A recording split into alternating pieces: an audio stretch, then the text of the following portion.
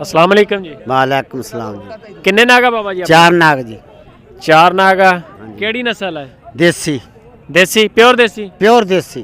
केड़ी जगह तो आए हो? बख्शन खां तो। बख्शन खां तो आए हो? हाँ जी। ते की डिमांड शमांड है इन्हां दी? हाँ जी 10 सारियां दा हाँ जी। 10 हज़ार। ते इन्हां दी उम्रां किन्नियां तकरीबन? इन्हां दी तकरीबन खीरियां ही आ जे 7 8 महीने आ। बकरियां बकरे आ? बकरियां चारे चारे बकरियां 10 हज़ार रुपया डिमांड है जी। ते प्योर देसी हाँ जी। मक्खी चीनी नस्ल है। खट्टी चीनी ते मक्खी चीनी। मक्खी चीनी खट्टी चीनी मेरे ख्याल एक ही होंदी है। इक्को ही। मक्खी चीनी खट्टी चीनी नस्ल है। 10 हज़ार रुपया मंग रहे ने डिमांड है। ते लगदे किन्ने क पिया तुहानू? लगदे सानू 9.5 लगदा पिया। फिर ठीक नहीं लग रहा? हाँ जी ठीक लै बस दे देनी है बद घट कर। केड़ी ये घर दे पाले आ जां मुੱਲ लेके आए हो? नहीं मुੱਲ लेके आंदे आ। केड़ी जगह तो लिया सी? बख्शन खां तो। अच्छा बख्शन खां तो खरीदे। व्यापारी हो? हाँ जी व्यापारी। नंबर दोगे अपना, यानी कि जे किसी दोस्त ने लेना हो फोन ते बंदा राबता करके ले लेंदा? नंबर तो मैनू पता ही नहीं गा। है ही नहीं नंबर? है ही नहीं। चलो जी ठीक हो गया दोस्तों, तुसी गलबात सुन रहे हो। 9.5 हज़ार रुपया रेट लग चुका है। गोश्त कितना को होएगा इन्हां दे विच? 12 किलो हो जू 12 किलो? हाँ जी इंशाल्लाह 12 किलो गोश्त है जी। 9.5 हज़ार रुपया लग चुकिया ते 10 हज़ार रुपया डिमांड है जी। ये हासलपुर तो है तकरीबन कोई 15-18 किलोमीटर एक दूर शहर ही है छोटा जिहा, उत्थों लैके आया ते खरीदे ने ते नंबर है नहीं इन्हां दा। नंबर हुंदा ते तुहानूं इन्हां दा नंबर भी जरूर दिंदे। ठीक है दोस्तों, होर व्यापारियां नाल गलबात करवाउने तुहाडी। अस्सलाम वालेकुम दोस्तों, की हाल चाल है? मैं तुहाडा मेज़बान मोहम्मद शाह ते तुसी देख रहे हो साडा यूट्यूब चैनल सुपर टीवी। दोस्तों अज पहुंचे हाँ असी हासलपुर। मंगल मंडी लगती है बरोज़ मंगल वाले दिन। भावलपुर रोड के उपर है रेस्क्यू 112 के ऑफिस उन्होंने नाल बिल्कुल। ये बहुत मशहूर जगह हैगी आ पुराना लारी अड्डे के नाम तो ना, उस जगह पर भी तुसी कह के पहुँच सकते हो। तो माशाल्लाह काफ़ी वड्डी मंडी है और इत्थे हर तरह का छोटा माल पाया जाता, वड्डा माल नहीं हैगा माशाल्लाह। ते व्यापारी उन्होंने नाल गलबात भी करते हैं, बंदा एक्साइटेड बहुत हैगा। अस्सलाम वालेकुम। वालेकुम सलाम। केड़ी जगह तो आए हो जी? मौजा झंडानी तो। किन्ने जानवर अपने को? अपने को आएगा 30। हाँ जी।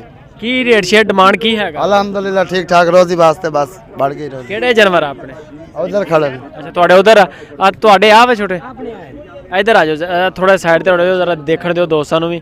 अच्छा किन्ने जानवर आ वीरे अपने कोले? अपने कोल है ना कोई 28 नग। 28 जानवर? हाँ जी 28 जानवर ते की रेट शेट की है ते नस्ल केड़ी है तुहाडे कोले? ये अपने कोल देसी माल है ये सारा देसी है? हाँ जी कोई टैडी भी है ना उधर। ਉਹ ਜਿਹੜੀਆਂ ਛੋਟੀਆਂ ਟੈਡੀ ਆ ਉਹਨਾਂ ਦੀ ਕੀ ਫਰਮਾਇਸ਼ ਹੈ, ਕੀ ਡਿਮਾਂਡ ਸ਼ਮਾਂਡ ਹੈ? ਜਿਹੜੀਆਂ ਦੋਨੇ ਗੋਡਣੀਆਂ ਲਾ ਕੇ 11,000 ले ले ਆ? हाँ जी 11,000। ਜ਼ਰਾ ਅੱਗੇ ਆ ਜਾਓ ਕੈਮਰਾਮੈਨ ਸਾਹਿਬ, ਜ਼ਰਾ ਥੋੜਾ ক্লোਜ਼ ਕਰਕੇ ਦਿਖਾਓ। ਆ ਇਹਨਾਂ ਦੀਆਂ ਡੰਡ ਬੈਠਕਾਂ ਲੱਗ ਰਹੀਆਂ। ਅੱਛਾ ਦੋਨੇ ਪਿਓਰ ਟੈਡੀ ਆ? हाँ जी प्योर टैडी दोने बकरे ने। ਤੇ ਕੀ ਕਿੰਨੇ ਲੱਗੇ ਕਿੰਨੇ ਤੁਹਾਨੂੰ ਇਹਨਾਂ ਦੇ? इन्हां दा लगे कोई 10,000।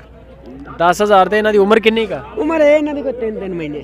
3 ਮਹੀਨੇ? हाँ जी ਤੇ ਵਜ਼ਨ ਕਿੰਨਾ ਕੁ ਹੋਏਗਾ दोनों दा ਬੋਟੀਆਂ वजन इन्हें कोई 11-12 किलो ਦੋਨਾਂ ਦਾ? हाँ जी ਬਹੁਤ ਮਹਿੰਗੇ ਨਹੀਂ ਯਾਰ ਦੇ ਰਿਹਾ ਫਿਰ ਤੈਨੂੰ 10,000 ਪੈਸੇ ਬੜੇ ਲੱਗ ਗਏ, ਮੁਨਾਸਿਬ ਪੈਸੇ ਲੱਗ ਗਏ। बहोन आया तो कोई दे दी से। ਅੱਛਾ ਕਿਹੜੀ ਜਗ੍ਹਾ ਤੋਂ ਆਏ ਹੋ?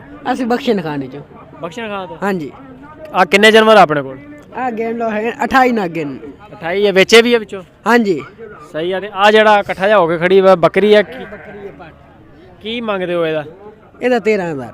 13,000? हाँ जी ਕਿਹੜੀ ਨਸਲ ਹੈ? देसी ਦੇਸੀ ਆ? हाँ जी ਤੇ ਲੱਗਦੇ ਕਿੰਨੇ ਪਏ ਇਹਦੇ?